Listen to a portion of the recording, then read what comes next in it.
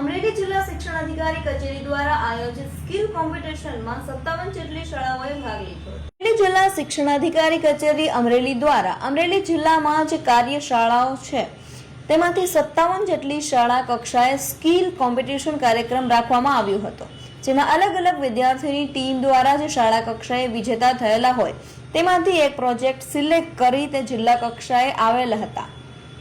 તેમાં 57 જેટલા પ્રોજેક્ટ અલગ અલગ જિલ્લાની અલગ અલગ શાળામાંથી આવેલા હતા, જેમાંથી પ્રથમ, દ્વિતીય અને તૃતીય નંબર આપવામાં આવ્યા હતા. આ માટે સિલેક્ટ કરવા માટે આઈટીઆઈ અમરેલીથી 4 નિર્ણાયકો હતા. તેઓ જે પ્રથમ નંબર આવશે તેને રાજ્ય કક્ષાએ મોકલવાના હોય છે. નમસ્કાર, હું રણજીતભાઈ ગોયલ, જિલ્લા પ્રોજેક્ટ કોર્ડિનેટર અમરેલી, જિલ્લા શિક્ષણ અધિકારી કચેરી અમરેલીથી.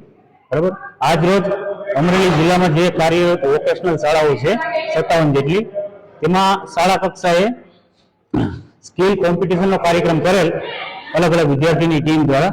જે પ્રોજેક્ટ શાળા કક્ષાએ વિજેતા થયેલ હોય તેમાંથી એક પ્રોજેક્ટ સિલેક્ટ કરીને જિલ્લા કક્ષાએ આવેલ છે. તે બાબતે આજ રોજ કાર્યક્રમ કરેલ છે.